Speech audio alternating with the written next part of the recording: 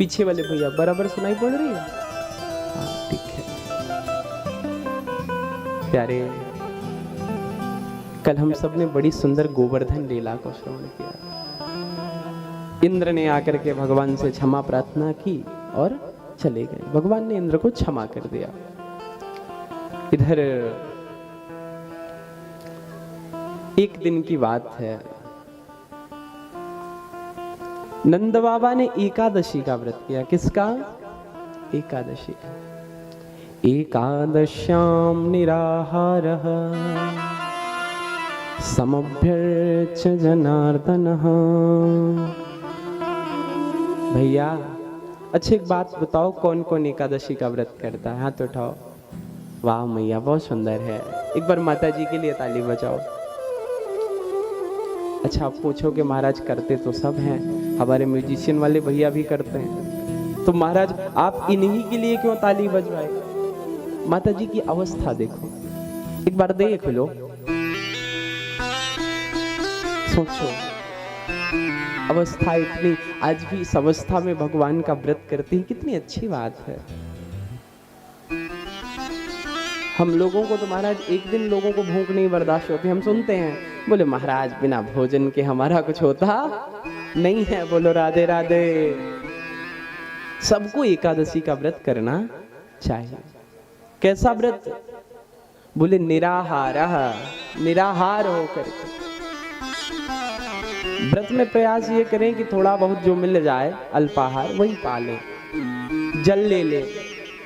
लेकिन अब तो महाराज सबसे ज्यादा व्यवस्था व्रत में ही होती है फलाहारी की। बोलो राधे राधे।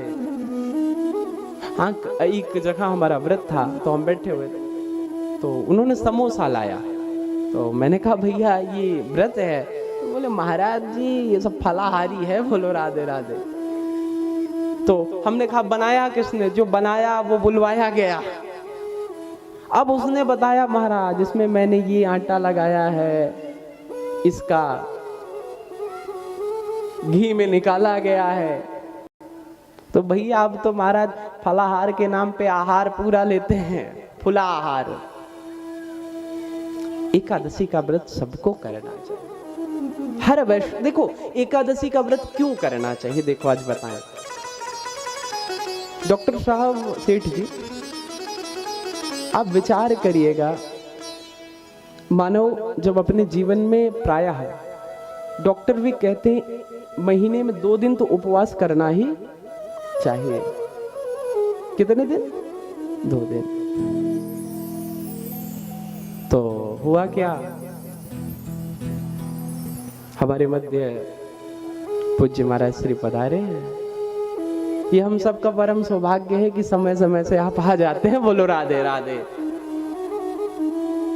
तो भैया एकादशी का व्रत करना क्यों चाहिए, हम प्रसंगों पे आते हैं। देखो पहले तो वैज्ञानिक दृष्टि से, शरीर के लाभ की दृष्टि से देखा जाए तो महीना में 2 दिन तो व्रत करना चाहिए। कितने दिन? 2 दिन। तो शरीर के लिए लाभदायक होगा। अब तो महाराज ऐसे ऐसे फलाहार लोग लेते हैं एकादशी पे, क्या बताएं। और क्या होता है? बोले और की छोड़ो महाराज, रहते तो व्रत हैं लेकिन चलाते क्या है दिन भर? मोबाइल। एक दिन मोबाइल से दूर रह के तो देखो, भगवान का व्रत करो, अब दिन भर फोन चला रहे हो आप। इसलिए व्रत मतलब होता है संकल्प। आप अल्पाहार ले रहे हैं, हाँ प्रयास करें कि एकादशी के व्रत में जल से काम चल जाए। अगर नहीं चल रहा है तो थोड़ा बहुत आहार ले लें। अब तो महाराज कुट्टू की खिचड़ी, कुट्टू के आटे की कचौड़ी, पता नहीं क्या क्या आता है। नहीं, बचना चाहिए। और क्यों व्रत रहते? हमारे यहाँ नियम था, अगर जो देखो भैया जिसको अन्न मिलता है वही खाता है। हमारे यहाँ नियम ये था कि भैया अगर धीरे धीरे महीने में, भारत की इतनी बड़ी जनसंख्या है, महीने में 2 दिन यदि लोग व्रत रहेंगे तो वो अन्न क्या होगा, बचेगा। और जब वो 2 दिन का अन्न बचेगा तो शायद गरीबी मिट जाएगी, भूखमरी चली जाएगी। इसलिए भी लोग व्रत रहते। आज नंद बाबा क्या है, बोले एकादश्याम निराहार। निराहार व्रत है किसका, एकादशी। अच्छा, जिस दिन व्रत हो महाराज उस दिन सुबह उठो तो भूख बड़ी जल्दी लगती है कुछ लोगों को, बोलो राधे राधे।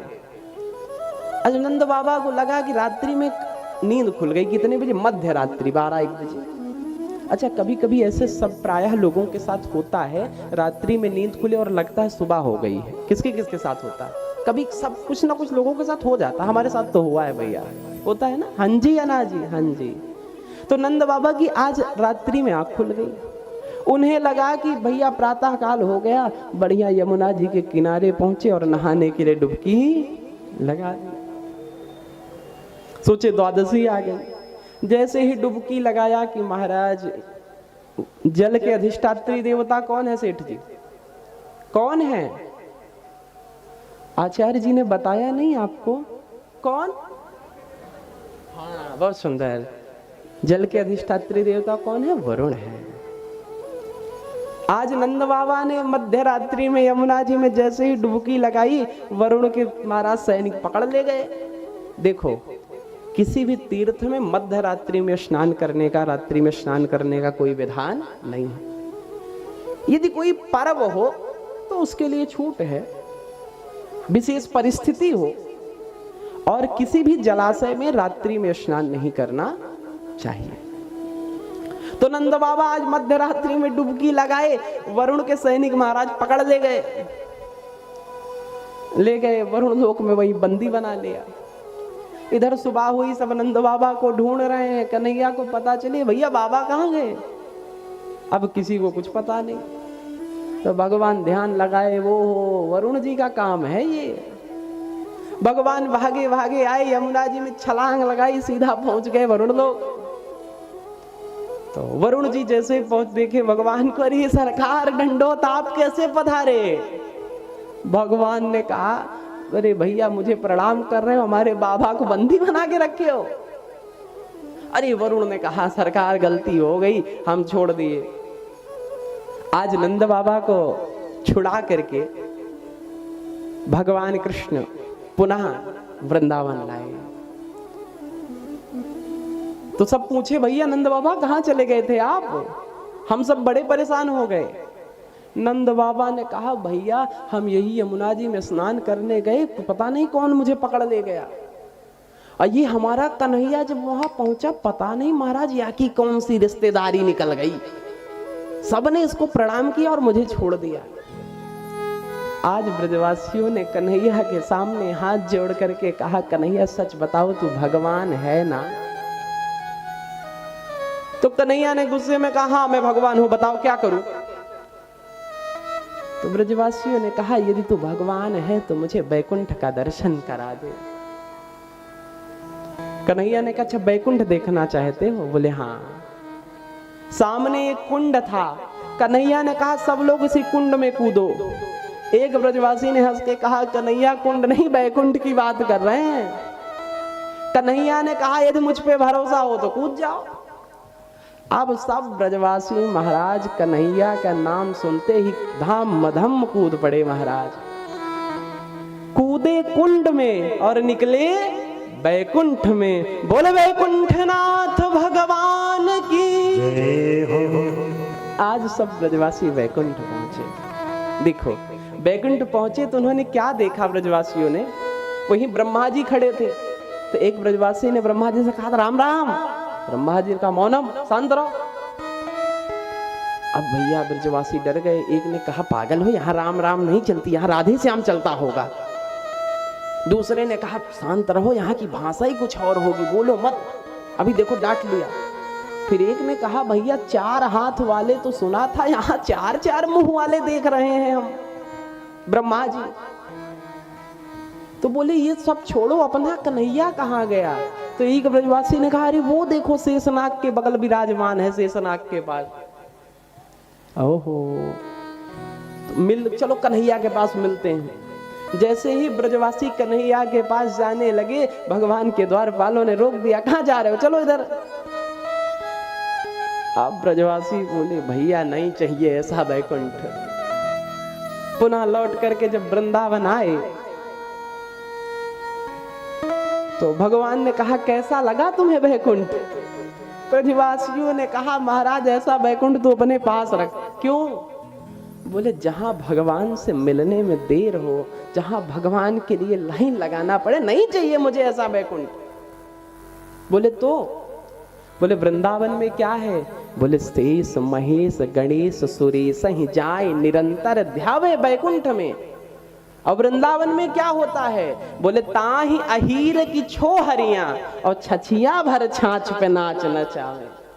जो बैकुंठनाथ भगवान की सेवा, जो बैकुंठनाथ भगवान की सेवा ब्रह्मादिक लोकों में ब्रह्मा जी वगैरह को महाराज बड़ी सुलभता से नहीं प्राप्त होती, जो आनंद, वो आनंद आज ब्रजवासियों को प्राप्त हो रहा है। यहीं तक नहीं प्यारे, और क्या हो रहा है? बोले ब्रजवासियों का महाराज जी जब मन करे तब कान पकड़ के घोड़ा बनावे। एक ब्रजवासी बोला कन्हैया मुझे घोड़े पे बैठना है, भगवान झुक के बैठ गया, साथ में माखन चुराए, साथ में महाराज खूब खेले कूदे। आज वही ब्रजवासी कह रहे हैं बैकुंठ में तो दर्शन दुर्लभ है, पास नहीं जाने देता कोई। देखो एक बात बताऊं, ग्वालिनियां क्या कहती हैं, कन्हैया तुम नाचो मैं तुम्हें माखन दूंगी। सोचो माखन के लालच में भगवान क्या करते हैं? नाचते हैं। उमा दारू जो सित की नाई सब ही नचावत राम गोसाई। सबको नचाने वाला नारायण आज माखन के लालच में वृंदावन में नाच रहा है। इससे सरल ठाकुर और क्या देखना चाहोगे? जो भगवान जगत को नचाता है, आज उस भगवान भाई गोपियों के लिए नाच रहे हैं, माखन खा रहे हैं। बड़ी अद्भुत महिमा है भगवान की। तो वृंदावन से सुलभ ठाकुर और कहीं मिलने वाला नहीं है। बोलो